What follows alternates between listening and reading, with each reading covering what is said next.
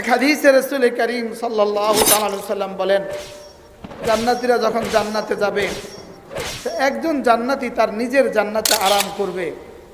তো সে হঠাৎ করে দেখবে তার উপরের জান্নাতে যে জান্নাতি আরামরত, উপরের জান্নাতি যখন তার আরামের খাটে যখন পার্শ্ব পরিবর্তন করে, কোরট বদলায়, তখন তার খাট থেকে এত সুন্দর মধুময় আওয়াজ বের হয় যেটা এই জান্নাতির খাটে নাই। এই জান্নাতি জিজ্ঞেস করবে, আল্লাহ, আমার এই বন্ধুর খাটে এত সুন্দর আওয়াজ কেন বের হয় আর আমার খাটে এই আওয়াজ নাই কেন? তো আল্লাহ তাআলা বলবেন, তোমাদের দুজনের নাম্বার সমান সমান, তোমাদের ইসলাম একই দিনে তোমাদের ইসলাম, তোমাদের অফাত একই দিনে তোমাদের অফাত, তোমাদের নামাজের গুণগত মান যেমন, তোমাদের নামাজের সংখ্যাও তেমন, তোমাদের জিন্দেগির সমস্ত আমাল ছিল সমান সমান। শুধু তার আর তোমার মধ্যে পার্থক্য একবার সুবহানাল্লাহ শব্দটার বেশি আছে তার আমলনামায়।